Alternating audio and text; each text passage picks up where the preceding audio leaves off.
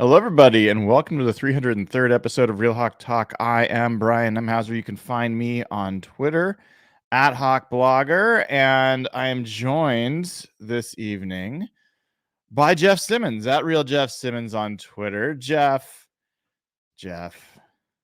last time you and I were on this show,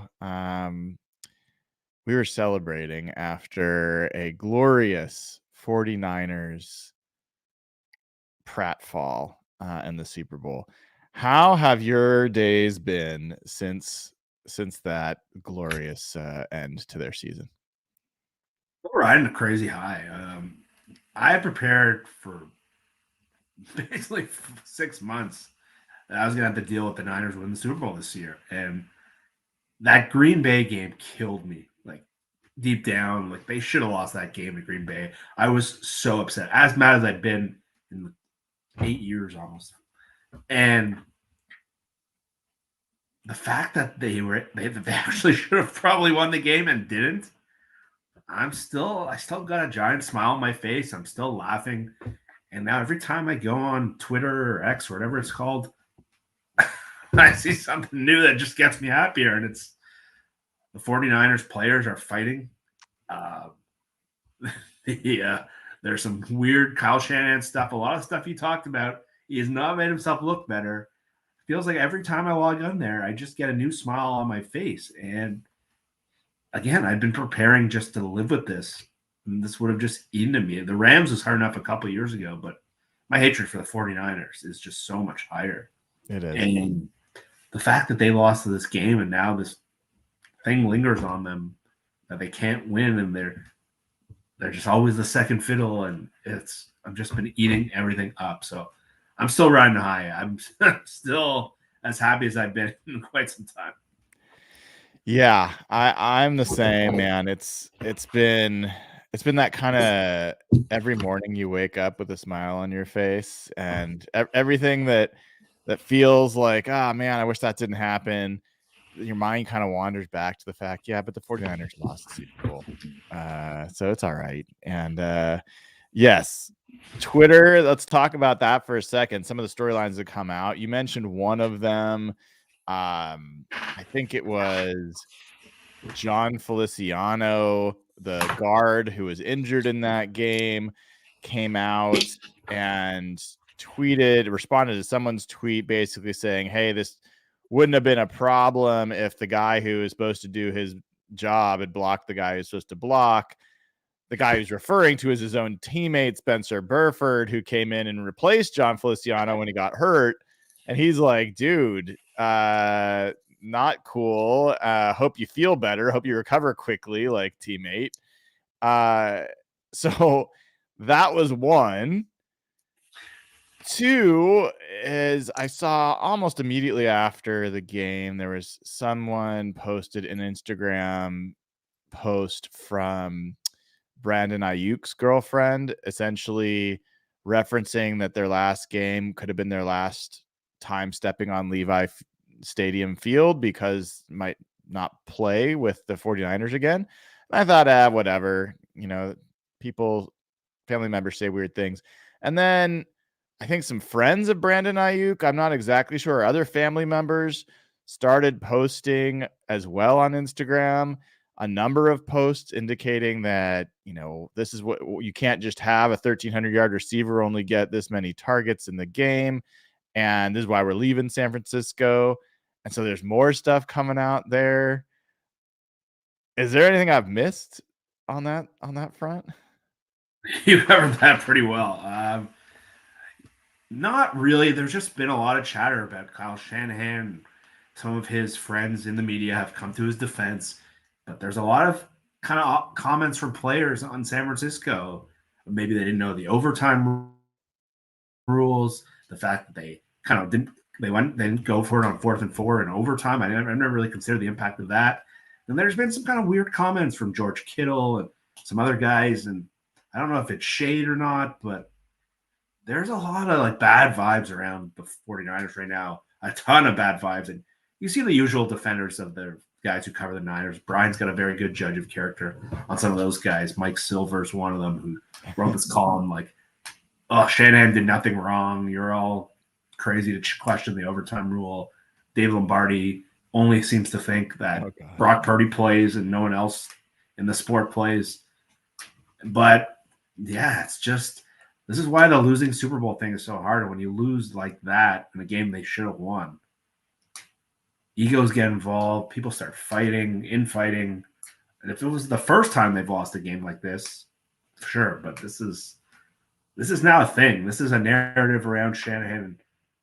The vibes of that team are just bad right now. Yeah.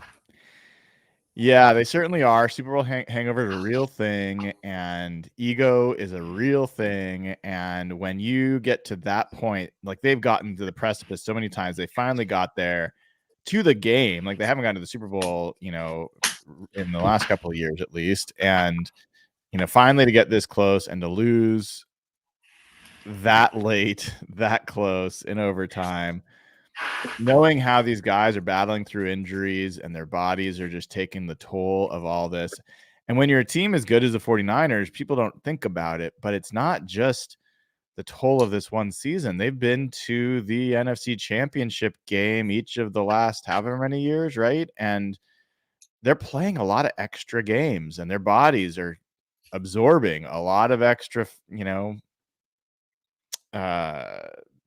duress. And so as a player, it's hard to not just turn that into frustration and start pointing that at somebody else. And so it's tough to keep it together. That's when the leadership thing comes into play. Pete Carroll's as good at that as anybody in the history of the NFL, and he never was able to put that 2014 Seahawks squad back together. Like they never recovered from how that Super Bowl ended. There's a debate about whether this is more or less painful than that. In any event, it's tough. It is tough. And so we'll see. We will see what happens. Let's get to a super chat here from Michael Mathis. Michael's always one of our most generous folks. Says, my desk neighbor at work is a massive 49ers fan. He talked so much shit for 2 weeks. Yesterday, I placed a copy of Pete Carroll's Win Forever book on his desk with a sticker that says, for Kyle Shanahan, fuck the Niners. Very nice, Michael. I hope you enjoyed that. And yeah, I think it's open season there. And the best part is the ammunition's not hard to come by. So really what's going to be funny, Jeff, is 49ers fans. They'll just disappear. Yeah.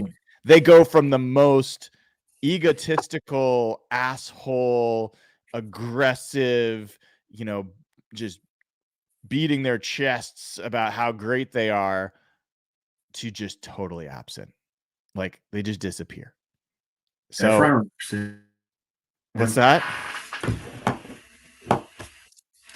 Oh, we see the empty Levi Stadium shots during those lean years. And as soon as they get good again, bang, bang, Niner gang comes back. And I'll tell you this, the first Seahawks game I ever went to was Pete Carroll's third game. And this was coming off like the worst Seahawks season I can remember, 2009 Jim Mora. This was Pete Carroll's third game. They just got their ass kicked the week before. Like this team was nothing. And that stadium was crazy. This was Leon Washington returned 2 kicks for touchdowns. This was like a team that had no talent. That's the 7-9 team I'm talking about. That stadium was jammed. Like I go a little nuts when people say like, "Oh, bandwagon fans," or whatever. Like, I don't live in Seattle like you do, but like I have never seen a lot of empty Seahawks stadiums like the way San Francisco gets. But man, that one guard on San Francisco, he's kind of unraveling with some of his tweets. And there's a Jalen Carter story that came out. Yeah, let people know about that. I think it's there's some questionable parts of that, but go ahead. Yeah, apparently one of the Niners, I think it was Feliciano, was it him? Apparently him and Jalen Carter got into it when they played this year when the 49ers kind of whooped the Eagles. And apparently Jalen Carter was talking shit about Feliciano's family and how he's going to put them into the ground or something. And Feliciano brought up that Carter actually did put someone into the ground with that drinking and driving story that came out that hurt his draft stock, but just a bad look. Feliciano's on here like fighting with fans. And I didn't notice it at the time because I was pretty deep in some drinks and I had way too much food, and the replays, but the play they're talking about actually did cost them the Super Bowl. Brandon Ayuk could not play. Is like why the cornerback on the Chiefs fell. And if they were able to block Chris Jones, and not only did they not block him, were they not able to, they didn't block him. It was like that Micah Parsons play on the Seahawks, but it wasn't designed. And he just ran right through and blew up the play. And if someone just did a normal block or even just pushed him over the side, they easily score there. It would have been easy as a touchdown. I did not know that happened. So there was, I think Chris Jones, he definitely saved at least 2 touchdowns, and I think you could make the case he saved 3. I mean, that was one of the interesting. I mean, people, media in general, always go for the simplest possible storyline because it's just it's easy, right? It's easy for that to move along, and be transitioned between people.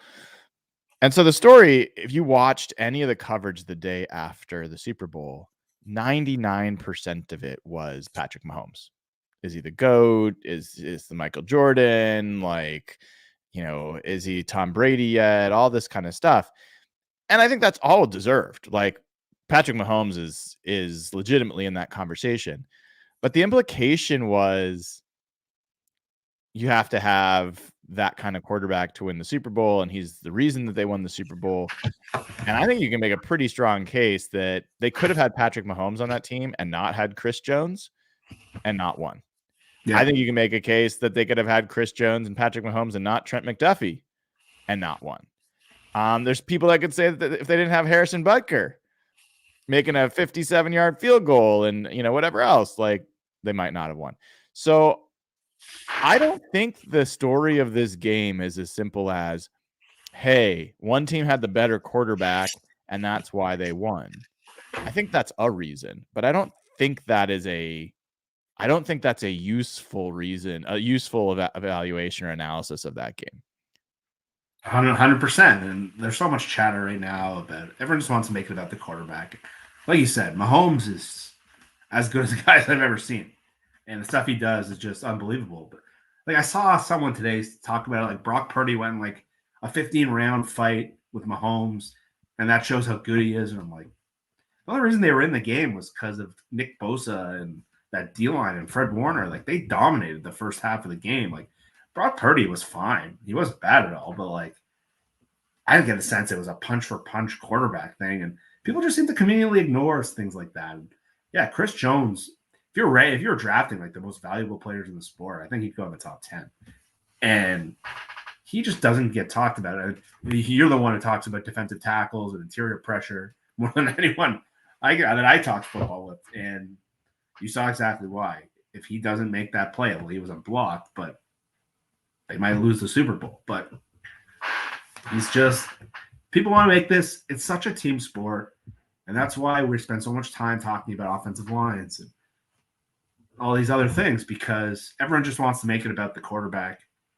But like so much needs to work for you to win in these games. And if one guy screws up, and I always talk about on defense, if you have one weak spot, it can collapse the whole thing. If you have one great player, you can hide a lot of other things. And that's what Kansas City does so well. That Chris Jones just unlocks the rest of their defensive line, and it makes a huge difference. Yeah. So I think that it is worth, because you and I want to get into the draft stuff as soon as possible. So let's switch gears and take some patron questions before we do that, because I think we'll spend the bulk of the time on the draft, and I think we want to start getting into specific prospects. There's some Seahawks news, coaches stuff. I don't know that any of it's for me to really get into unless there's patron questions about it. So let's do this. If you haven't already, give the show a like, click subscribe, and click the bell to get notified. And go to patreon.com/hawkblogger. Sign up now. Get access to the Slack channel immediately, where you too can ask us questions throughout the offseason and have conversations with other great Seahawks fans when during the show, after the show, before the show, all along the way. All right, Jeff. First question comes from Dave S. And he says, is it crazy to think that should the roster remain mostly the same, we can win a game or two more under this new coaching regime? I am scared because I'm getting positive again. I think there's a lot of reason to be positive right now. I think they absolutely nailed this coaching staff. I think their process was amazing. And this is a team that doesn't have no talent, but should the roster remain the same? I don't think so. I think they need to make some clear changes. They've invested. We've been talking about this for years, but the line of scrimmage needs to have some more investment. Offensive line has almost no paid players in it. Defensive line, they paid Draymond Jones, but the two highest payers are at safety. They got Tyler Lockett coming about $27 million this year. They need to reallocate some money. And I think they need to get rid of some guys. Jamal Adams has like a $27 million cap hit. Diggs is huge. I think they need to – I don't think the roster is going to look crazy different. And McDonald's made it pretty clear in his interviews. He doesn't think this is like a tear-to-the-ground rebuild project. Mm-hmm. So I think they just need to make some tweaks of where their money goes. I think they need to really focus on the trenches. But I don't think the roster is going to look remarkably different. A, I don't think there's a lot of cap room coming up this year. And B, they don't have a ton of draft capital like they had the last 2 years. They have decent draft capital. So I think you can expect, especially on the defensive side, I can guarantee you the defensive is going to get more out of what they had in the last couple of years. It'd be impossible to be worse. So I think that's where you can see the team get one or two games better with most of the same guys. But I think the shape of the roster is going to look differently.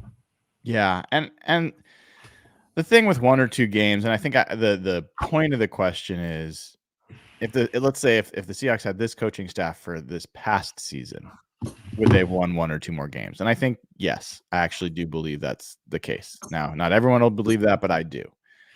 For next season, you got a different schedule. You're going to have different, injuries, like all sorts of things affect whether they can win one or two more games.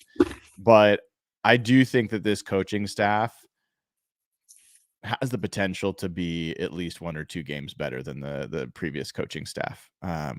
So I think that's probably the gist of what Dave's getting at. Richie Brash asked the next question. He says, can we just take a moment to savor how great it is that the 49er fans have got to feel just as bad, if not worse, than we did after Super Bowl 49? They can't ever bring it up to us again thanks to 3 straight excruciating losses in the Super Bowl. Yeah, I mean, I think that's probably true. There's really this combination, though, because the 49ers are still a significantly better team than the Seahawks. And to this point, their coach has been proven to be a significantly better coach than what the Seahawks have had. But we don't know yet with McDonald. We're excited, but he hasn't proven it yet as a head coach. Ryan Grubb certainly hasn't proven it yet as an OC. You and I were talking about it, Jeff. I had to go to Twitter to ask. I think Jeff Linehan may be the only other person in the history of the sport to go from being never having any NFL experience and then going from being an offensive coordinator in college to being an offensive coordinator in the NFL.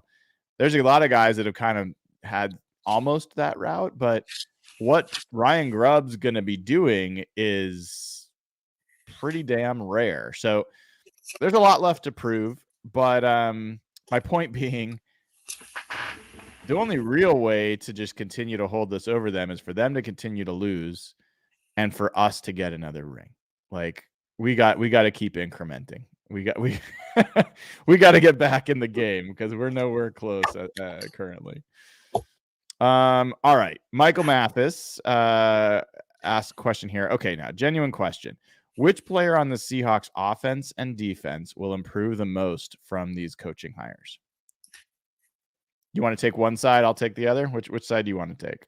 I'll go offense. My answer will probably not surprise you, knowing I think it's absolutely going to be Jackson Smith and Jake Butt.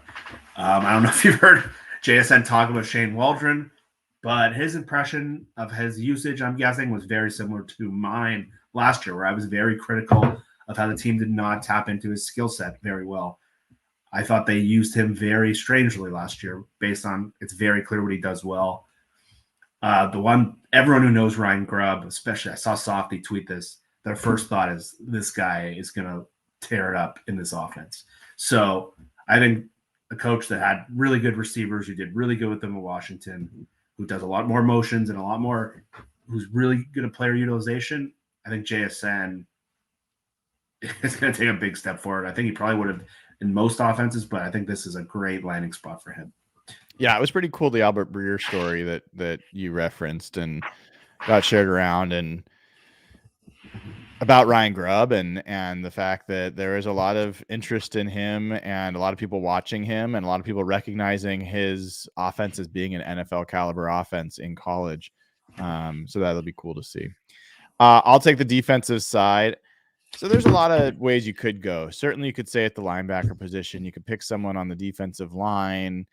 But my first thought really goes to Mr. Witherspoon. A lot of folks are like, I wish we could have Trent McDuffie. I think we have Trent McDuffie. And I think Witherspoon can be that and maybe a little bit more or a little bit different. Like, McDuffie was a blitzer in that game, an incredibly effective, incredible cover corner, incredible physical specimen taking on Trent Williams and all sorts of great stuff. So I think Witherspoon can play not necessarily the Kyle Hamilton role, but can be a really effective blitzer in Mike Macdonald's scheme and also just an overall playmaker. So I'm looking forward to seeing how Mike Macdonald gets everything out of Devon Witherspoon. All right. Sean Pyle asks, how bad would our record have to be to justify firing Macdonald in his first year? It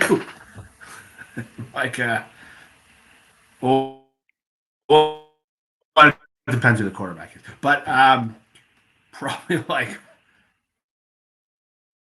116. Yeah. I can't see a scenario where I'll say two wins or less. 2 wins or less. I can't see a scenario where they fire this guy year one, unless he just looks like Nathaniel Hackett and he's totally over his head. But this is the guy that they've put a lot of their careers in. John Schneider basically put his biggest career. Yeah, I'm with you. I don't think it's would be about wins and losses. I think there'd have to be something in the situation where he loses the team. He makes some just big faux pas in how he handles the press. I don't know. I think he'd have to really blow it. So I just can't imagine. I think it's almost not a possibility that he would get fired after a year. Yeah, it would have to be a disaster to the point of like Jim Mora, Nathaniel Hackett. Yeah, for sure. All right, Ryan Cleveland, loyal listener and patron for many years. How you doing, Ryan? Says, knowing what you know now, if you had the ability to swap any two of the coaching hires with any other coaches that were available this cycle, would you do it? If so, who and why?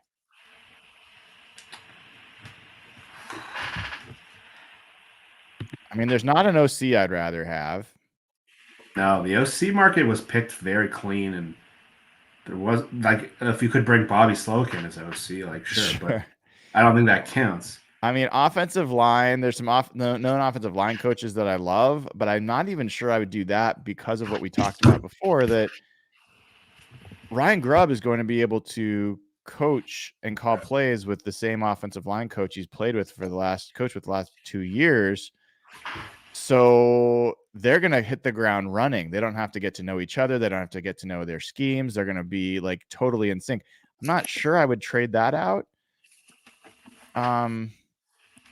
Defensive coordinator, like Aiden Durd. There's probably a DC that maybe I would pick over him, but not over Mike Macdonald, who's the real DC. I don't know, man. Is there anyone? Yeah, like obviously, like if you had Mike Zimmer and Mike Macdonald putting their heads together, that'd be pretty cool. But right, again, if he was the game caller, I'd be. If Durd was calling the defense, I'd be pretty concerned about just that role because he hasn't really done that before. And is it someone like Zimmer who's done it at multiple levels? Yeah, that's a much better hire. But in terms of like building a staff, one of the things Pete did really poorly, something like Baltimore's done really well and Philly's done really well. Historically, Andy Reid's done really well. What you want to do is you want to build a staff is that if one of your coordinators either doesn't work out or gets picked from another team or gets a head coaching job, you want to have a constant thing of young guys on the staff or up and comers on the staff being ready to jump up into next spots. And so a young guy like Durd is exactly who you kind of want grooving behind McDonald. If it was Leslie Frazier as the DC, and here's the thing, if you're concerned about the Dallas guy, I think Frazier's going to have more power than him anyway. Right. So he's the assistant head coach. He outranks him. So I think you want kind of guys on the staff where if one guy goes, the next guy gets elevated. And so the offensive coordinator, some veteran OC that was really good, like, would you want Frank Reich or something over Ryan Grubb? Like, I don't think so. I'd rather take a shot on a young guy. Yeah. I think it's a great question, but I think I end up with my answer is no. I don't think I would really trade out. All right, let's take a couple more. Jason A says you get to trade one Seahawks player for a reasonable draft pick. Who is it, and what position do you draft with the return pick? We'll get into the what player once we start doing mocks. So let's save that for the mock part. Is there does this have to be a realistic scenario, or is this is there a player on the Seahawks that you'd realistically trade for a draft pick that could realistically return a draft pick? Mike Sock's getting absolutely annihilated for saying the Seahawks should trade DK Metcalf. Yeah. I understand where Sock's coming from, by the way. I suggested trading DK Metcalf last year, maybe actually 2 years ago when they made the Russ trade. I thought it made sense to trade DK then. I actually think the team might have been better off by doing that for what it's worth, but that's just me. There's not a lot because the thing with the Seahawks roster is there's no real middle class because they drafted so bad for so long. And like they either have like young guys on rookie contracts where you don't want to trade those guys, or older guys they probably need to start getting rid of, with Quandre Diggs, Jamal, Tyler Lockett. So you're not going to trade a young guy on a rookie contract unless you think like Tariq Woolen. That's the name. That's the name. I don't know if Woolen fits McDonald's style of corner, and certainly from a physical tackling standpoint, he does not. You have Mike Jackson. You have Trey Brown. If you can get a second round pick for Woolen? Yeah, I would do that. Would you take a second round pick for Woolen? Yeah, very quickly. That's tough. I mean, the guy was a Pro Bowl corner his rookie year and still was an excellent cover corner last year. It's one of the most valued positions. It is. It's just if I got a first round pick, then yes, I'm moving on it. I'd probably do it for a second. But I think a second would be probably the realistic offer, and that's the one that's worth debating. I don't think you're gonna get anything for the offensive. If you get anything for Charles Cross, I'd take it and start over at left tackle. I don't think you're gonna get anything for the running backs. I don't think Geno's gonna return anything right now. Nuts. So yeah, DK is the only one. I don't think his value is at its height really either. No, I think the time they sort of missed the time to trade him, which was before they signed him. Okay. Let's take two more. Jen asks, do you think we go offense or defense with our first pick? Okay, well, actually, we're gonna get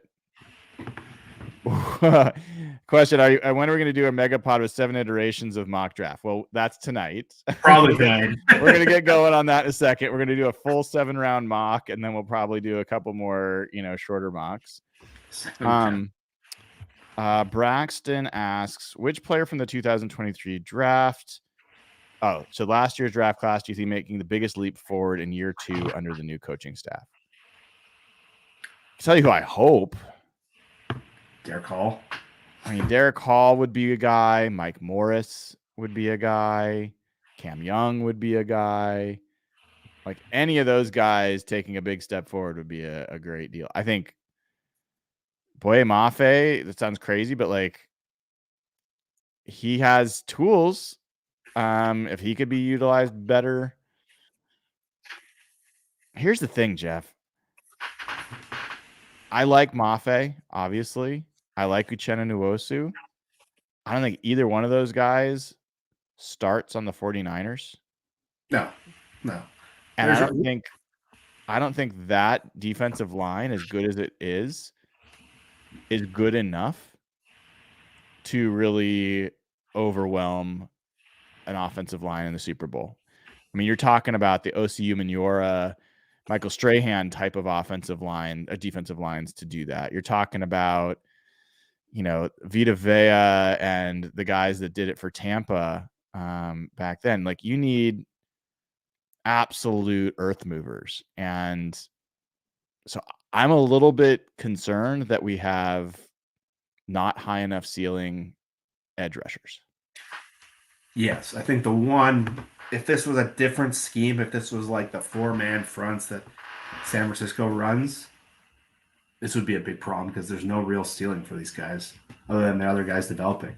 But we saw what Baltimore did with Van Noy, and we saw what Baltimore got out of Clowney. And I think McDonald, if he can tap into these guys and everything kind of coming together with the different looks and what can open up, I think it's a little different than asking what San Francisco does, which is just asking their front four to win.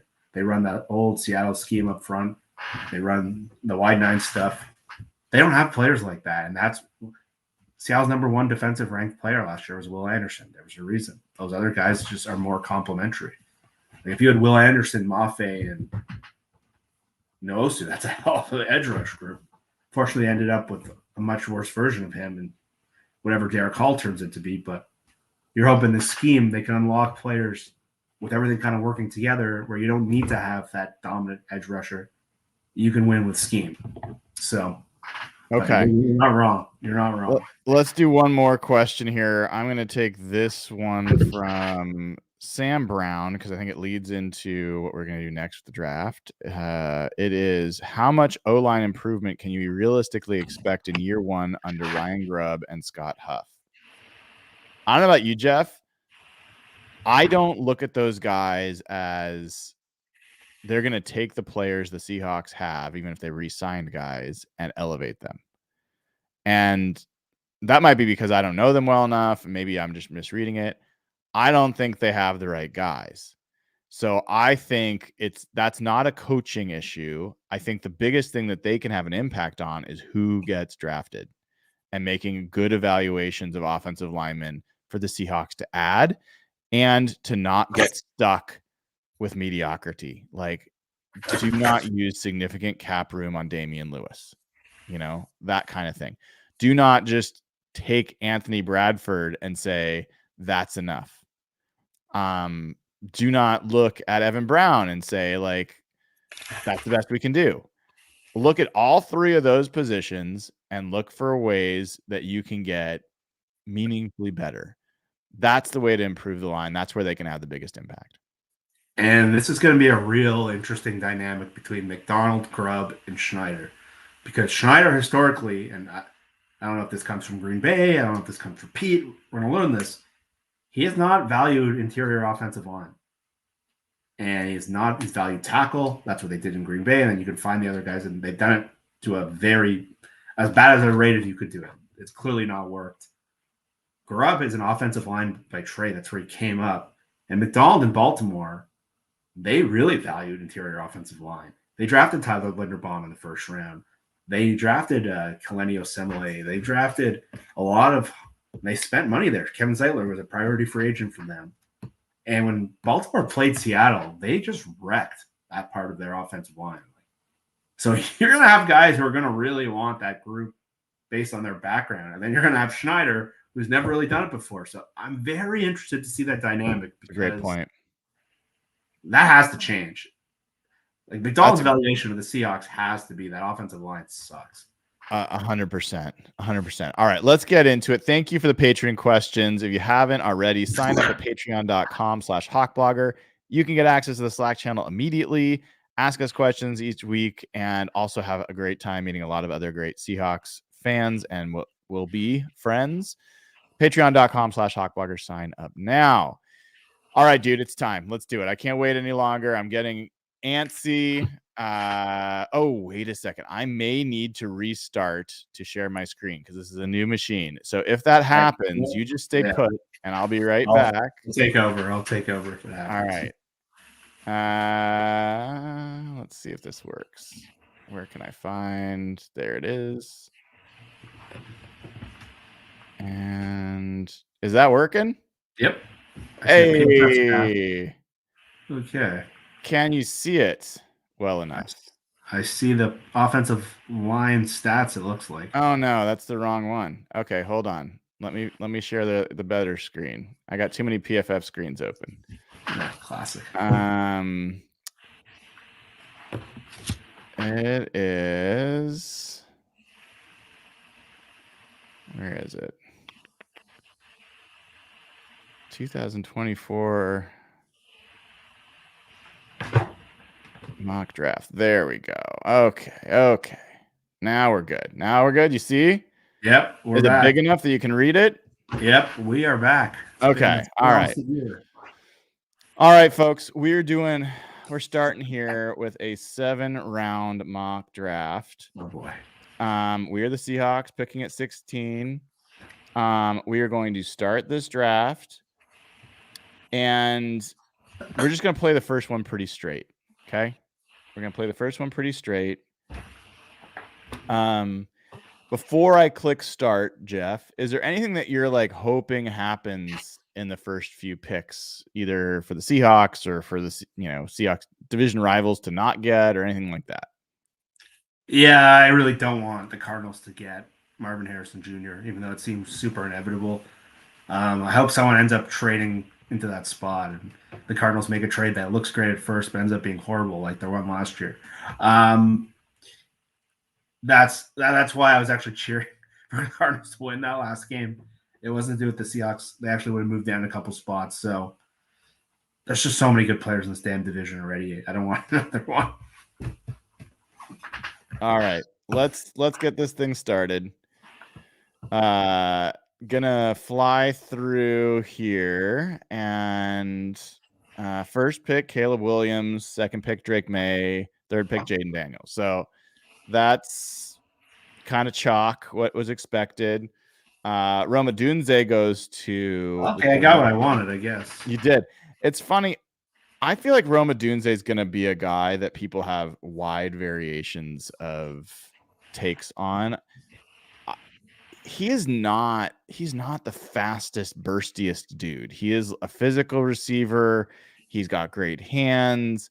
I really do wonder. I can see some teams not seeing him as a top 10 pick. I can see some teams not seeing him as a top 15 pick. I think other teams might see him top of the first. So really curious to see where he goes. It would not surprise me if he falls out of the top 10. Cooper DeJean, I don't know if it's DeJean or DeJean, but in any event, I've seen him at the end of the first round. I've seen him in the top 6-7 picks. So a lot of variation there. Malik Neighbors is another guy I've seen all up and down. Jerzon Newton's another guy all up and down I've seen. Fuaga, he's pretty. Now we're starting to see Jared Verse push up a little bit. I think that the more people watch him, the more I think he should be a top 10 pick. I really do. I think that'll end up happening. I think he's a game changer. Brock Bowers is a guy that I feel like, this is stupid, Jeff, but that picture, you saw that picture of him next to Rob Gronkowski? Yes. I honestly think that hurts his stock. He looked small. He did. He looked small. He did. I thought he would be comparable size, but he looked significantly smaller than Gronk. Mm-hmm. Now, I don't think people are going to make their whole eval on that, but I don't think that helped him. And so now you get to the 16th pick, Jeff, and there's like every time we get here, there is just a boatload of players. Now Dallas Turner is starting to fall down. None of us have been super enthusiastic about Dallas Turner. We're always like, yeah, take him in the top 10. Like, go. Like, Terrion Arnold drops. He's a guy that, like, JC Latham is a top tackle prospect. Latu obviously is one of the best edge rushers. If you want Bo Nix, this is where you have to take him. There are some people that have, Nathan in one of our first mocks, he took Jackson Powers Johnson, the center, with the 16th pick. And people are like, like they kind of liked it. But there are people mocking him in the top 20 pretty regularly now. Braylon Trice, people have all over the place. Michael Penix, obviously, is a name. Byron Murphy, who I think you and I and a lot of other, like, I've seen him mocked to the Seahawks at 16 more than any other player. Yeah. Him and Mr. Fatanu are the two players I see mocked to the Seahawks the most often. Is that what you're seeing? Yeah. So PFF obviously has different grades than some of the draft guys. And you'll see someone like the guy who went earlier, Dijon or Jijin. I haven't seen him in top 10 of anything. So I don't think that's going to happen. But we're starting to see some stuff from the Senior Bowl, like Quinton Mitchell. Quinton Mitchell had a really good Senior Bowl week. Now all of a sudden he's going top 15 in these mocks. So I think I know there's talk about like the depth of the draft not being good, but man, this first round, and I think one thing that's going to happen is there's that range of the draft where it's Vikings, Broncos, Raiders. I think JJ McCarthy's going to end up in one of those teams. And I don't know where he's ranked on here. I think he's low. Yeah, I think he's going to end up going in the top 12. I mean, we could see a run on quarterbacks, and it could be McCarthy, and it could be Nix. Exactly. Penix could just be sitting there, like, who knows? All three of those teams don't have quarterbacks right now locked in. They're all in sort of weird spots where they're not rebuilding. I think that's the McCarthy zone or the Nix zone. Well, one of those teams. Look at this, Jeff. I mean, so you got the first three teams that all need QB. New York absolutely could make the case of taking a QB. Atlanta, if they don't sign Kirk Cousins, need a QB. Chicago already got one, so they don't need another. Minnesota, did we already have? No. Okay, yeah. No, that's the range. That's the range. JJ McCarthy, Denver, Las Vegas, all three, New Orleans. I mean, all those teams, they would be absolutely skewered if a franchise quarterback falls below them, right? Yeah. So one name I want to just bring up, not for the 16th pick, but this is a guy we've talked about a little bit. I like Chris Jenkins. This is a son of former NFL lineman, Chris Jenkins as well, right? Yeah. 6'3", 305, 22 years old. Played in Michigan. Mike McDonald knows this guy. No analysis here yet. We're still early on that. But this is more of a big space eater, but he's also a pretty effective penetrator. So this is a guy I like. I mean, obviously, I'd love to get him in the second round, but I think he could sneak into the first round. And I just bring him up because the next question I'm going to ask for you, Jeff, is should we be trading back here? I was going to say that this is a no-brainer trade back scenario. Why? Because you just named 5 or 6 names in the draft. They have a huge gap in the second round. There are guys. There's just a lot of guys that'd be comfortable taking, and I think there's no one that, like, unless you think Penix is the no doubt franchise player, I think you have to trade back in the spot, unless you have Byron Murphy grade in the top 5 or something. Yeah, that's the name that would really give me pause. It's really these two, interestingly. Because that's the thing. I know the PFF simulator, you can probably trade back and get one of those. Yeah. I don't know if that's reality. I don't either. I mean, we'll talk about this plenty, and people know my opinion on Penix. I think it is absolutely legitimate that this guy could be a total bust because of durability. And if he's not behind a decent line, that he could struggle. All those things I think are mostly accurate. I also, and I say this without hesitation, I think his upside is number 1 overall pick. I think he's that good of a passer, that good of an arm, that good of a leader, like dependable dude. I think that he has got arm talent that matches up with CJ Stroud. I absolutely believe that if you look at their college film, Michael Penix has more impressive throws on tape and a lot more of them than CJ Stroud did. And CJ Stroud is not some big mobile guy that's running all over the place. He is a pocket passer primarily. Kirk Cousins is a pocket passer. There's a lot of pocket passers in the NFL. So part of me, Jeff, feels like this is a guy that is just, you're not going to, this is like Mahomes lasting till 10. This is like Lamar Jackson lasting to 32. It's one of those things where people are going to be like, how did Aaron Donald last till 12 in the draft? Like, what the fuck? I think that Michael Penix of everybody has that chance. The other guy that's not quite that, but close, is Murphy. I think Murphy can be a dominant defensive tackle. And for whatever reason, right now, he's being projected outside the top 10. I think he's a top 10 talent. And this is where their coaching staff is so fascinating because Ryan Grubb is in the building. And no one's going to have better information in terms of the evaluation on Penix. No one. There's not a single guy in the league that will have a better evaluation. And who did Washington play in that semifinal? Who were they studying for that semifinal? Byron Murphy. Mm-hmm. And so they got him, the offensive line coach, who had been studying this guy. They're going to have such good information on these two players. That's so fascinating. I think you're right, though. I think we trade back. Now, the trades that they're offering us are all out of the first round. No, you can't do that. I'm not interested in that. Where would you be willing to trade back to?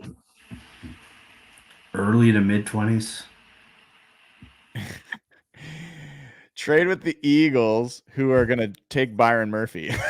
Like they always are taking offensive line. They will take Jackson Powers. Actually, that's not a bad. Like, I could see them doing that. Jason Kelce retired. They need a center. Yeah. Let's see what we could get for this pick.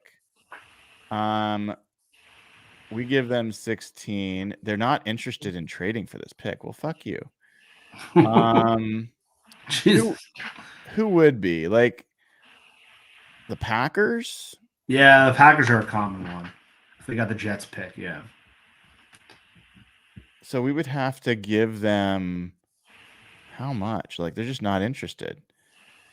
What's going on? This is not letting us do much interesting here. All right. So they're not giving us a choice, Jeff. Like, we got to make a pick then? Or? We got to make a pick. Who do you take? Byron Murphy. Okay. Done. Byron Murphy is a Seahawk. I feel pretty good about that.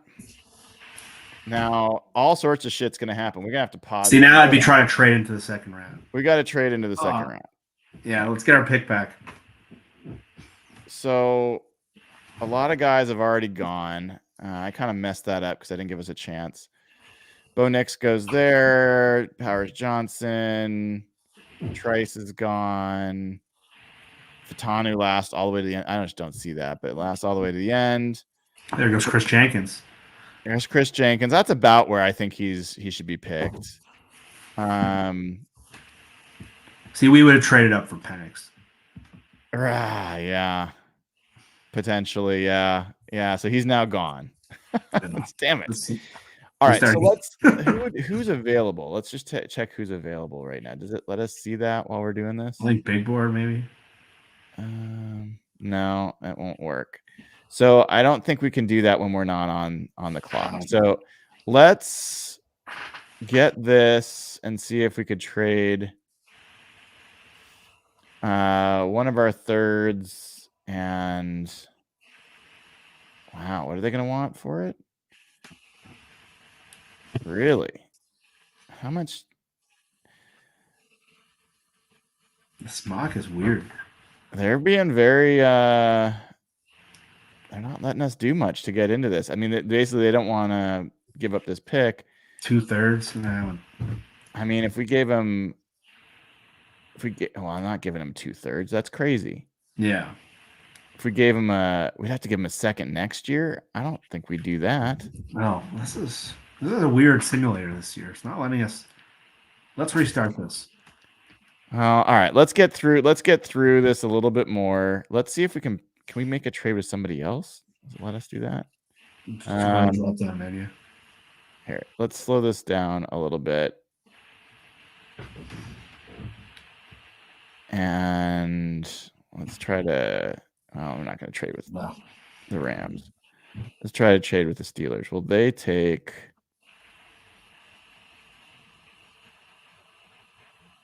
Jeez Louise, man. It's not letting us do anything. Yeah. Where's our fun, man? Oh no, this was a lot better last year. All right. Let's just let's speed this along then. We're just gonna play this one straight. Okay, so we get all the way to the third round. We've drafted a defensive tackle. See, that's the trade down. So let's see. I mean, Spencer Rattler, if you're looking at quarterback, that's a name to consider, right?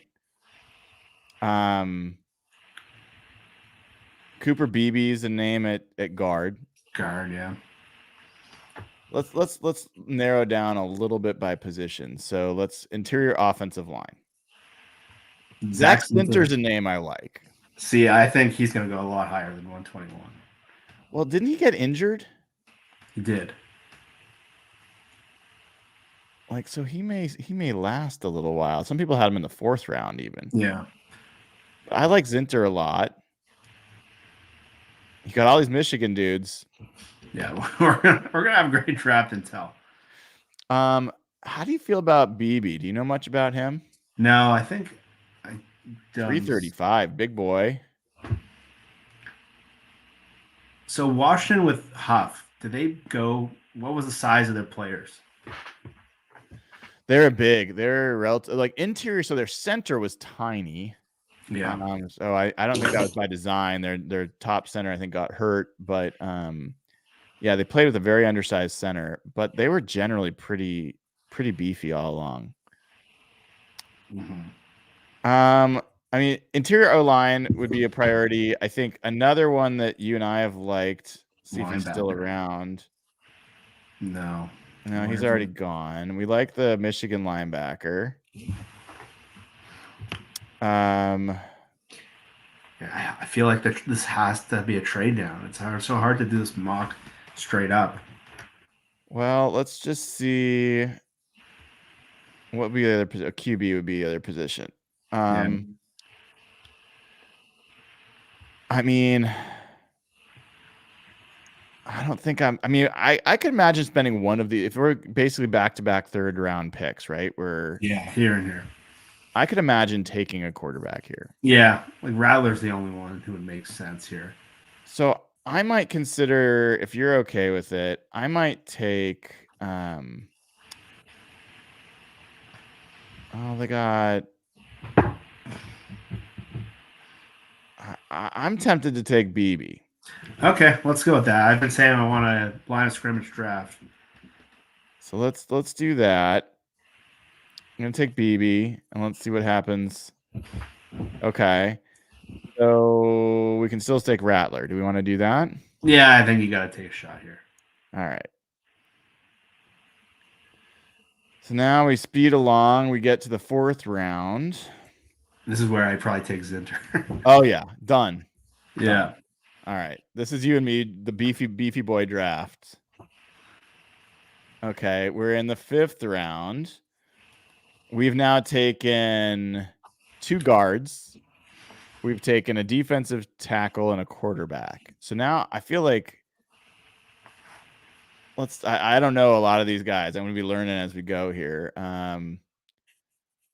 Murphy's a junior, 260. I mean, I don't think unless he's dominant edge, I don't know that that's where you go. Tight end's a question mark for this team. Yeah, they're going to need tight ends. All 3 of them are in question whether they're going to be brought back this year. I mean, how big is Barner? 6'6", 250. How old is he? Oh, they don't have his age. It's a run blocker. Yeah. Yeah. I mean, I guess he could be a Disley replacement. Yeah. What about linebacker? Yeah, that's what I'm wondering about. So Michael Barrett, that's Cedric Gray. Cedric Gray was a guy that I thought was coming out last year. Yeah. And then there's one of the McCaffreys in there. He was a better prospect last year. Yeah, way better. 6'2", 235. We got no analysis on any of these guys yet. Yeah. After the combine, it's going to change a lot. I mean, I'd go linebacker. You want Gray, or this other guy's a Michigan guy, so I guess a little bit more of a pass rusher. 6 foot 239. Yeah, not great size. He's more of a pass rusher. Yeah, not a bad cover guy. Knowing that, let's see which one of these guys is a better cover guy. Or you can take one of the McCaffreys. He's a better coverage guy. What's that? One of the McCaffreys is there. Oh yeah, look at that. Because if Lockett's future is a little uncertain. They all built the same. Probably go with one of the linebackers here. Oh, Tom Eichenberg's another name. Actually, that probably is a guy that makes sense. But he's a bigger. Like he's more of a Zane Campbell kind of build than a. Does a Michigan guy want to take an Ohio State guy? That's always a question. All right, let's do this. Let's take one of these linebackers. You pick what? Which one? Let's go with Barrett. Barrett, done.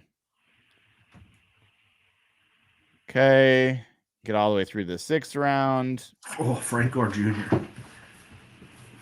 Yeah, we're not taking another running back, but that's interesting. This is where you should take a running back. I know, but we're not doing it. I refuse. No. Joe Milton being available here is interesting, actually. Yeah. I mean, we could look at center. Yeah. I mean, 6'3". That's a big dude. The big boy. I wonder if they're gonna like Olu on the staff. Yeah, well, they'll definitely know him. Yeah. Dylan McMahon's apparently another center that's gotten some attention. I don't think they're gonna re-sign Evan Brown. I think there's a chance they won't too.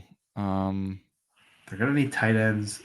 They're gonna need centers. We haven't taken any tight ends, have we? No, they're gonna need tight ends. We're scraping the bottom of the barrel here. Yeah, I don't know. Maybe these guys are blocking. No, this guy's not a blocker. No, it's 6'5", 240. Interesting. Anyone from Iowa? Anyone from Iowa? Yeah, they always have good tight ends. Laporta, that's fair. That's a good point right here.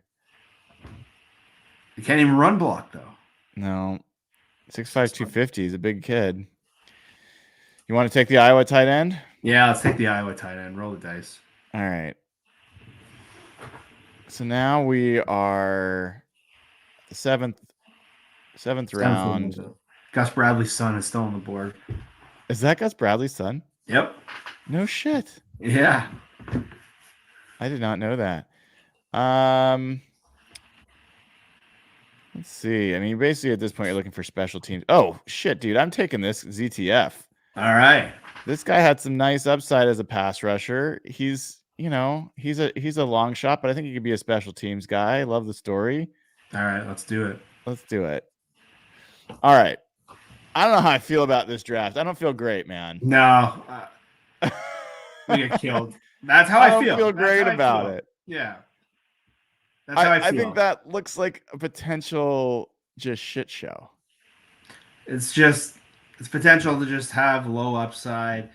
I think you either got to, knowing that we've done this now, you either got to take Penix at 16 or you got to trade down. I think they would not let us move, dude. They won't let us move. We're gonna have to. We figured out that gap between 60 and 78 is just so big. Yeah. Let's do another one. Let's see if we get better luck this time. We were kind of screwed based on how the. Let's see.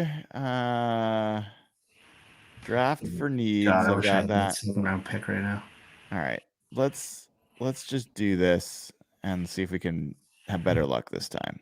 Let's see if it goes a little different because that just felt wrong the whole time. Okay, so we're gonna get the Seahawks at 16.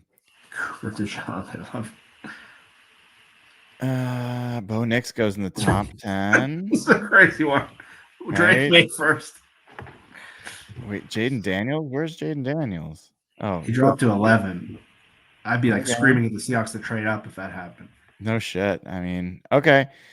So now we're at 16. We got one trade offer. 36, dude. What are they offering? I gotta at least see what they're offering. So 36, 40. 67. They wouldn't do that. 67, and we give them 81. 119. A round 4 pick next year, round 3 pick next year. I mean, should we try this? Yeah, let's try it. It's wacky. Let's try this. I don't know how I feel about it. Let's see what happens, though. Okay, let's see if we feel better. Okay, they took it. All right. Dan Quinn just moved up. Seahawks fans are going nuts. Okay, so let's see what just happened, what got taken. So Latu, Trice go back-to-back. Penix has gone at 19 in this one. Wow. He goes to the freaking Rams. This is my biggest nightmare, that they're going to go from Stafford to Penix, and that we are going to watch him in the division be absolutely lights out with Sean McVay. Jared Verse last 20. Terrion Arnold at 22. Newton at 23. Powers Johnson goes at 28. There's a lot of guys we want. Fatana's gone. See, this is what's not great about this move, man. But we can still get Byron Murphy. We can. Okay. I mean, it's a bullshit. That's not how it's going to work. No. But we've got a ton of picks. So let's just take Murphy again, right? Let's take Byron Murphy. See. If we were going to take him at 16, we can take him there. So. All right.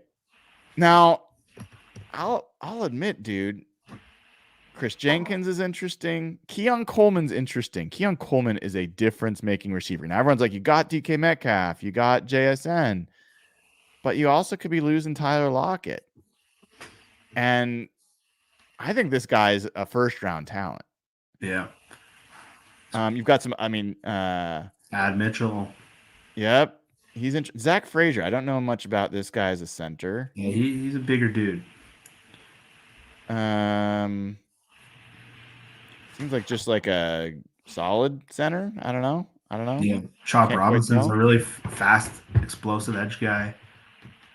I like Jenkins. We already took a defensive tackle. There's JJ McCarthy. And then where's our linebacker? Oh, and there's Jalen Polk. Tyler Nubin's a great safety. We could be looking for one of those at some point. Where's our linebacker? Where is he on here? Javondre Sweat's an interesting name for later. Here he is, Junior Colson. So, it looks like we could potentially wait a little bit on Colson. We've got the 40th, the 67th pick. We could package some of those picks and grab someone earlier. Like we could move. I think we should move back into the second round. You think we should move back? No, I think we should potentially with our yeah. I hear what you're saying. Got it. Let's move this to slow so we have a chance to actually react. Yeah. All right. So there's some interesting names here. God, McCarthy. God. I don't like McCarthy, but I have to admit, with this type of draft, he becomes someone that I really don't like McCarthy. Yeah. But with this set of picks, I don't hate it. Or can you take Chris Jenkins and just load up the interior? What do you do, Jeff? This is your pick. You make the pick.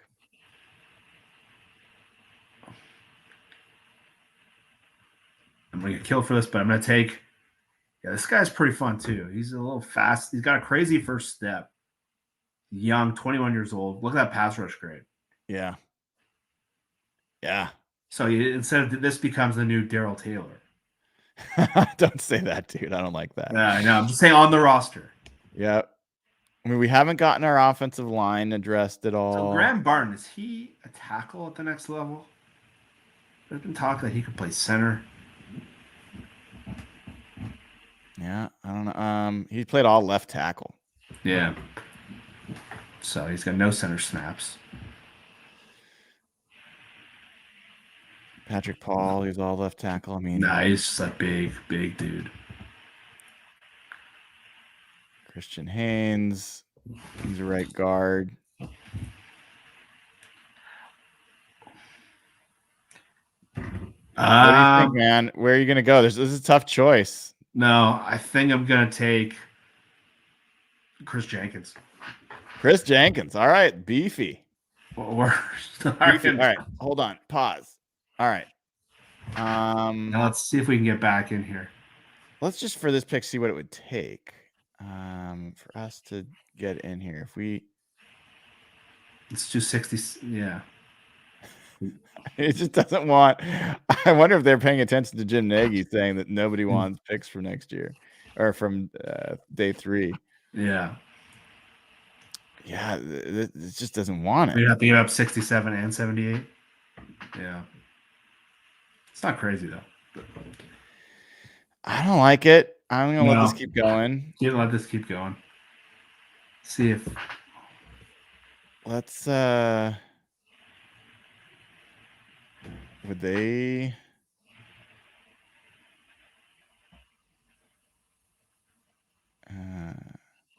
okay, I would potentially do that.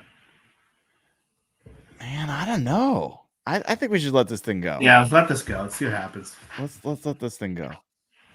I want one of Colson. Right. Oh man, oh man. So we didn't get. So we were out of the second round. I would have. But Colson and McCarthy are there. Interesting. Sweat's gone. Chop went. Keon Coleman's gone. I mean, the receivers are gonna get eaten up in the second round. There's a lot of second round. So we've got McCarthy and Colson. You and I, we're at 67. I think I want Colson here. I do too. Very Michigan draft. I mean, is this silly? Should we be taking McCarthy here? Yes, but I don't want to. Or should we be taking Christian Hayes, a guard? No, I think Junior Colson makes more sense. I think they need that second linebacker, and this guy was the team captain. They're going to pay Brooks or Queen. I think they're going to pay one of those guys. All right. Here we go. There's no one internally on the roster. We're taking Colson. There goes McCarthy. We fucking blew it. Yeah.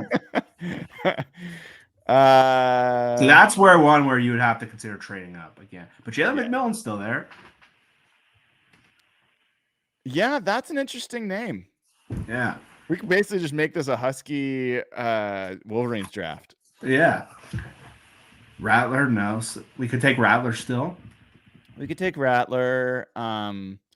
We have not done anything on the offensive line, dude. Yeah, we got to do that. I don't like that. No. Like Corum, no. Fuck no.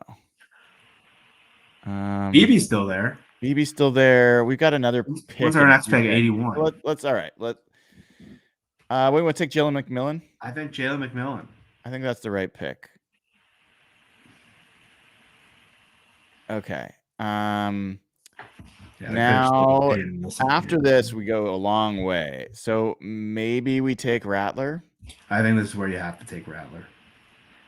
Problem is our O-line is just not taking anybody on the offensive line, man. Yeah, I think that might have been the mistake, doubling up on the D-line. Okay, well, let's take Rattler. But I do feel much better about this draft than the last one. Interestingly, I think I agree. Actually, let's make this thing go faster. God dang it. Get out of here. Go fast. Turbo. Michael Hall. No more. Hey, Zach Zinter, though. Oh, done. Let's take this is our Michigan Husky draft, dude. Yeah. Let's do it. Done. Let's just move this one along. It's supposed to be Turbo. Is this Turbo? Come on, man. All right, we're back up. Jordan Travis. No more Michigan. There's so many Michigan players. Well, I mean, do we take the center? We don't need a center because we just took the Michigan center and the guy that was a better Michigan center. I mean, I think you take Barner, man. He's a blocking tight end. I think they need that. They want to run the football. Let's fucking go, dude. Let's just. Mike McDonald will be our biggest fans of this mock draft. Oh, a 6'5", 292 edge player. It's like a Mike Morris. Look at that pass rush grade, though. Huh. Yeah, he's a run defender. He's a run defender, but he's at Alabama. You never know with these guys where they can play in the pros. But let's go ahead. Let's take AJ Barner. Yeah. Me and you have types because we really like the same. I know. Why isn't this moving faster? Come on. It's crazy that Michigan is this deep. No wonder they won the national championship. Another Miles Murphy. Oh. Different one. All right. So we've got a quarterback. We've got an offensive guard. We've got defensive tackles. We have not taken any edge. Brennan Jackson's an interesting guy. 6'4", 264. I mean, I don't hate that pick. No. I don't know Cedric Johnson. What the fuck? I don't know what that is. Anyway, any other line prospects down here? Javion Cohen, 6'4", 305 from Miami. Linebacker. What about the Dylan McMahon? What's that? Dylan McMahon. 6'4", 305.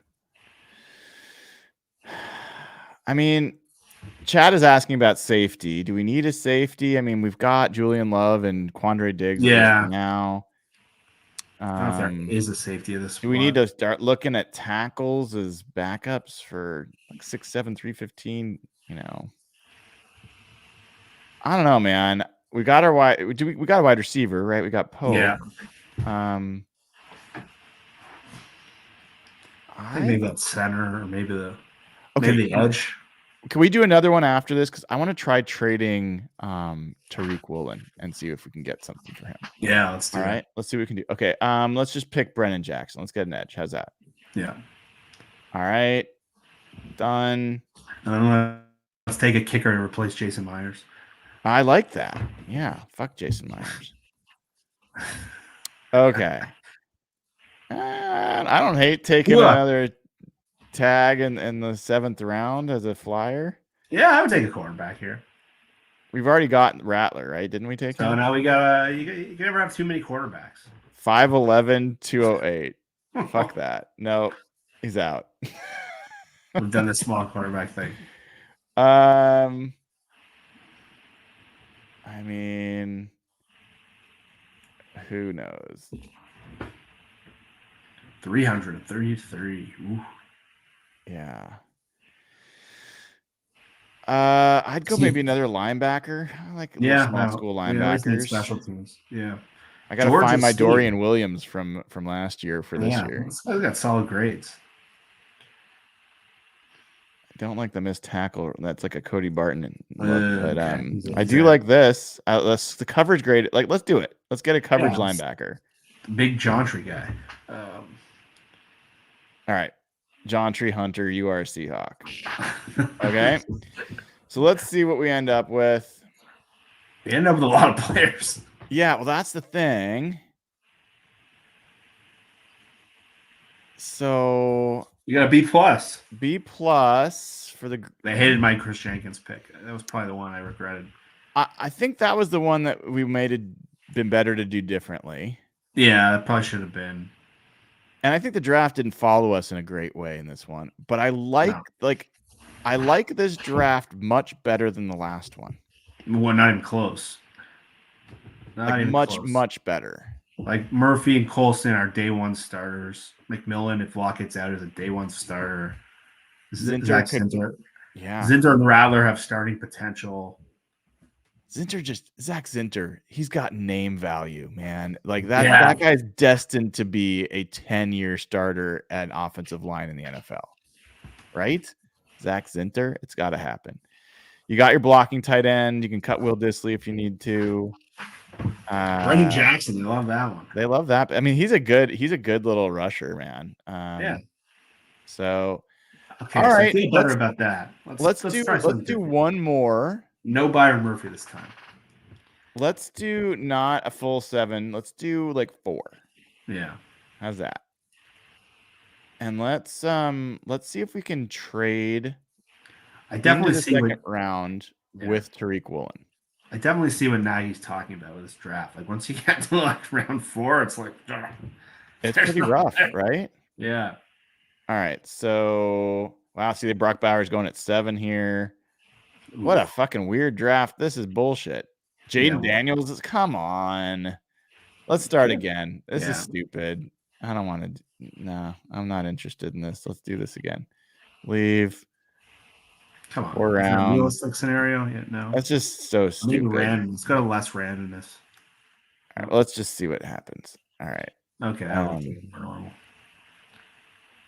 All right. It's still a little weird, but whatever. All right. The right players are going still. All right. So we want to trade back, right? Yes. Is that where we've been trying to go with this? So if we want to trade, there's only one trade out for the 25th pick. Okay, so here we go. All right. 25th pick. We get 41 pick.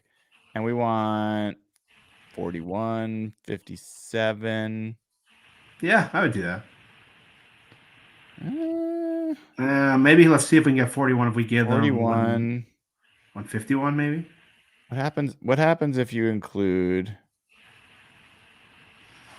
Tariq Woolen? All right, let's try. 88 back. No. 91? No. Doesn't look like it. I mean, I was kind of hoping to see that we could get Tariq, like a second round pick just for Tariq. Let's not include Tariq in this. Yeah. Let's do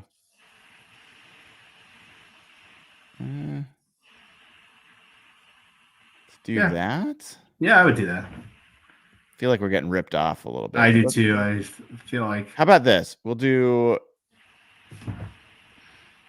that. Let's see if we can do this. All right. Okay. I feel better about that. Yeah. We got our second rounder back. Okay. So then we go all the way to 25. There goes Jackson Powers Johnson. All right. So we take Penix this time. So we're in that range now, man. This is where we wanted to be.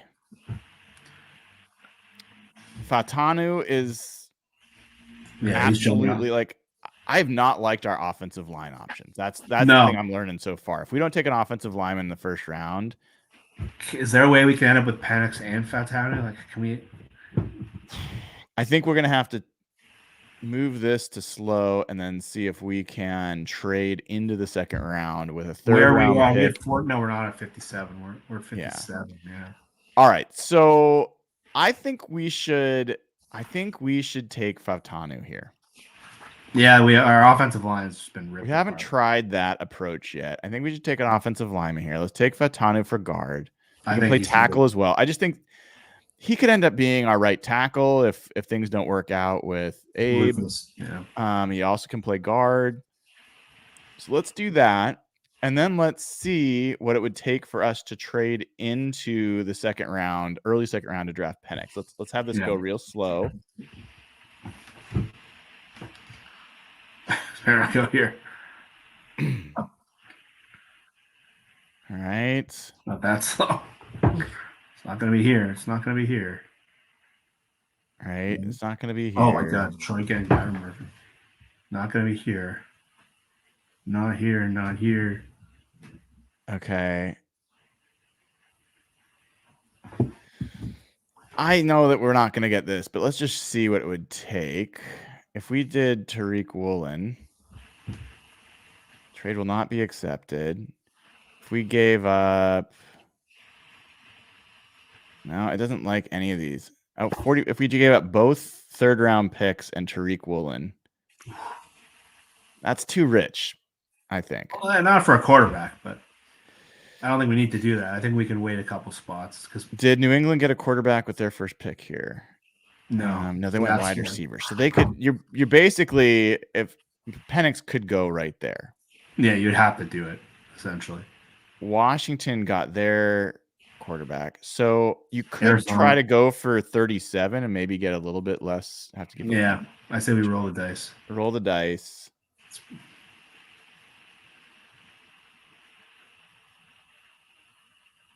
Ah, you motherfucker. Okay. Let's see.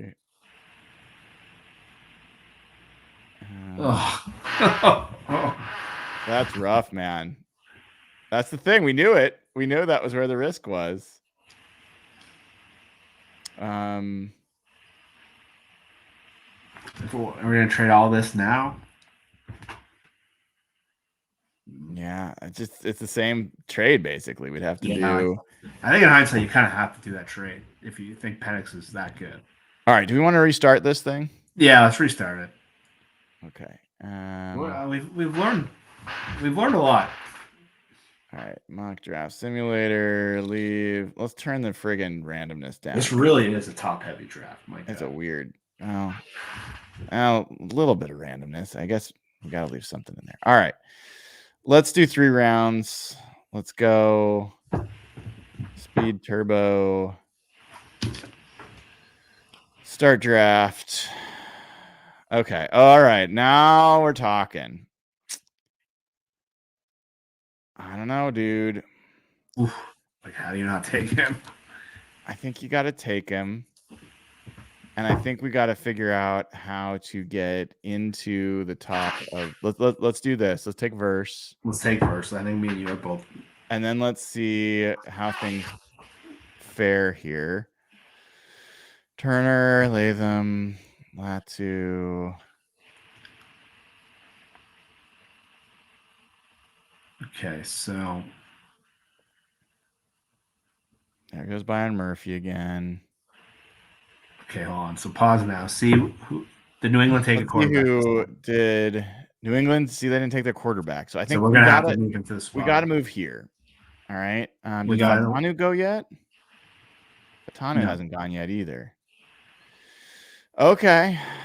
Well, shit, dude. All right. So we want this pick. We're gonna have to trade Tariq Woolen. Let's offer that trade. Yep. There you go. So you got to take Michael Penix, don't you? You got to take Michael Penix. You can't trade that kind of prospect for a guard. You got to take Michael Penix. So now you do this. Oh, shit. Let's move this along. I think we're done now. Pause. Is that did we trade all our guys? All our picks? Yeah, we're not. Well, I think it's a 3-round mock.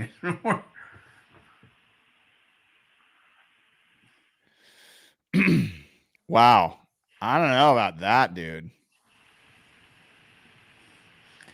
You need Penix to hit or else someone's getting fired.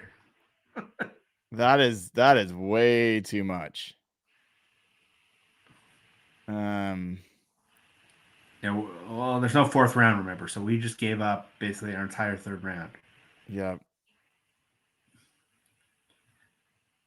They're not going to like that at all. Oh, they do. They love it. I mean, here's the thing. We potentially just got 2 of the top 15 players in the draft. Those 2 guys could be the highest value picks they could possibly come out of this draft with. Yeah. I don't hate it. Well, the thing it looks like, because we didn't do the 4th or 5th round, but Jen Maz is not happy. She wants us fired. I think the one before was our best draft. I don't know. I think you're right, but I will tell you, these are both blue chip potential players. And if Penix hits, he's more valuable than any other player you could possibly. Well, that's why the 3rd round picks seem like a lot, but for a quarterback, to move up for a quarterback, that's nothing. Right. And Jared Verse, if he is like the game wrecker, I think he might be. I don't know, man. I mean, third round picks and Woolen. I mean, Woolen's a young, talented cornerback. Carolina, like them in Seattle, have a lot of ties. Exactly. The front offices. It's a strange spot with them, man. I told you I've been really struggling with this because they're in a weird spot because they need a defensive lineman, they need an offensive lineman, and they need a quarterback. They need to draft a quarterback in this draft. They need a linebacker. They need a linebacker. I can't. I'm struggling. We're gonna have to do so many iterations of this because it's a tough puzzle to put together. It's a tough puzzle, and I think that's sort of why. That's why Salk came up with the idea. I know everyone hates it. It's stupid, and you saw what happened to Tennessee. But if you have 2 first-rounders in this draft and a second or something, you're feeling a lot better. You're feeling a lot better. Well, of course you are. I just. And then how do you can't replace DK? That's the problem. Here's where I kind of come out on a couple things. So one, I mean, I like Jackson Power, like the center, but I think Evan Brown and Olu are fine, or just Olu. Like, I don't know that you need to take center. Like, I think you just have to maybe. That's a lower positional value anyway. Coming from a guy who likes the center spot, I don't think you go there. Guard, I don't think you can leave this draft without someone that can play guard. I'm not okay with going for Damian Lewis and calling that good. Like, that offensive line is not good enough. I don't believe that the coaches can get that much more out of those players. I agree. They're not strong enough. No. So guard's one thing that I feel like, okay, that's just, you got it. Like, Fautano's a really, really good fit for the Seahawks on a lot of levels. Knows the coaches, can play guard, can play tackle. That dude makes a lot of sense. Yeah, he's a hand and glove fit. And then, I mean, it all comes down to your evaluation of Michael Penix, man. I know. If they think about him what I think about him, then you move mountains to get him. Yeah. If you don't, then you are Jared Verse, you are Byron Murphy, you are Chris Jenkins. But this hole in the second round, man. So this is also assuming they haven't signed Leonard Williams. Yeah. If they signed Leonard Williams, how much does that change things for you?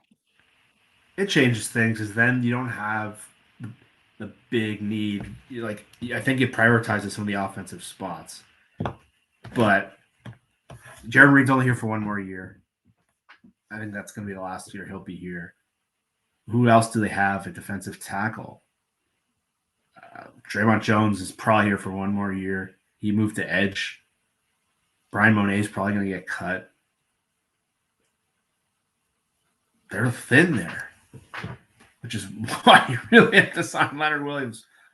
And Cam Young is here. Cam Young's the guy I was not thinking of. He's a guy who typically fit into the way Baltimore played, but he's a rotation guy. He's not going to impact you. So this is such a tricky puzzle for me and why I'm struggling with this so much because they need offensive line, they need defensive line. But if that dominant edge guy is there, it can change their trajectory. This is not an easy draft. That second rounder, man, is just killer.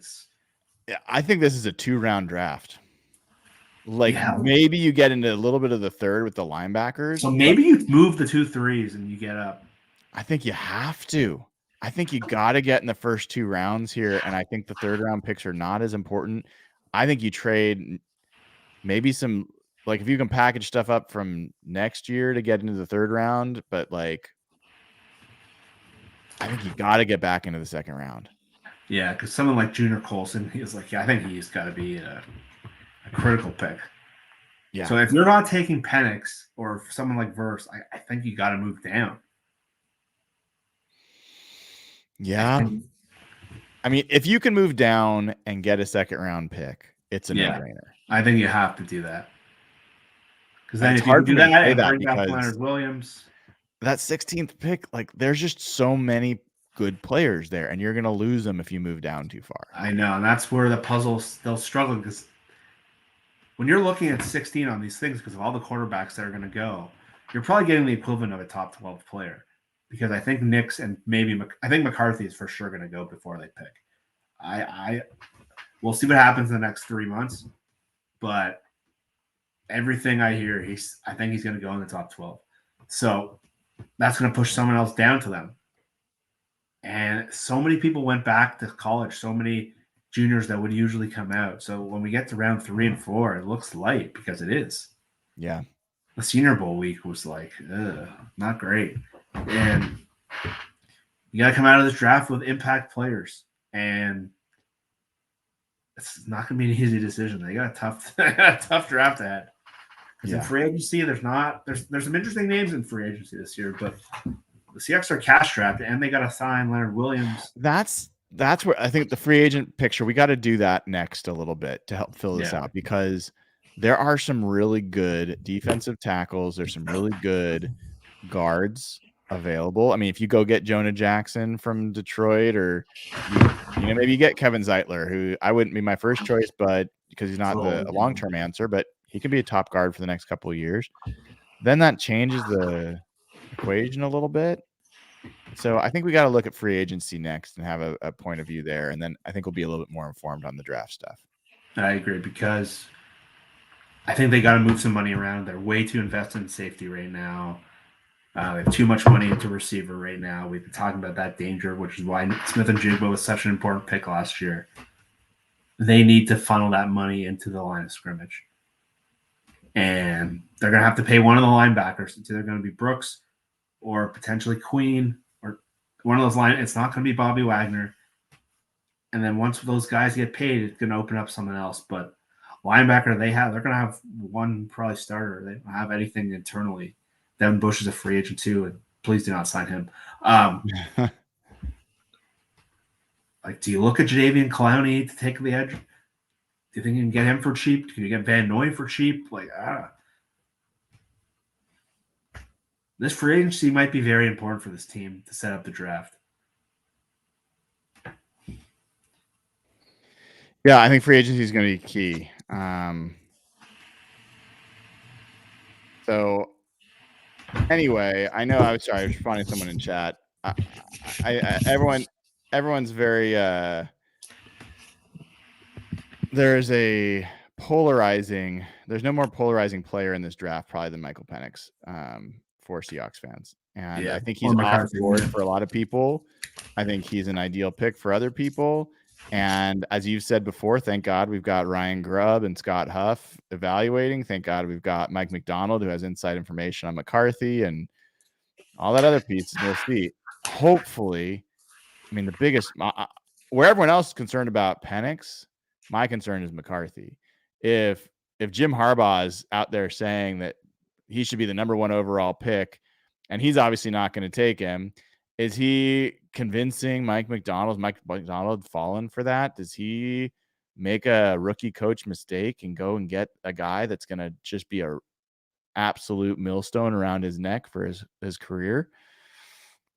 That's the guy that worries me, because I've never seen top shelf play from McCarthy. I've seen it from Penix. So it's all projection with McCarthy. Yeah, it's the thing with McCarthy is, on one hand, you'll say you can't blame him because he wasn't asked to do something. Maybe that doesn't mean he can't do it, but he's never really done it. And you're hoping he becomes something based on traits. And I know he can move and he can make throws on the run, but I don't know, man. I don't know if I want to put my franchise in that guy. And I think if I want a McCarthy, I think I want to be built on the lines.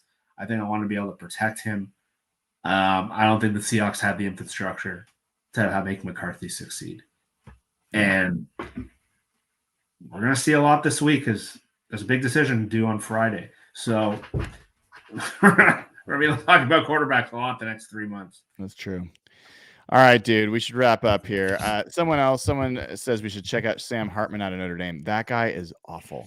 He is gorgeous. If you want to have like a calendar of Seahawks players, all the ladies would love Mr. Hartman, but I watched him throw the ball during Senior Bowl practice, and it was awful. It was embarrassingly bad. So no, he is not on my list. All right, my friend. That's Jeff Simmons at Real Jeff Simmons on Twitter. Make sure you follow him there.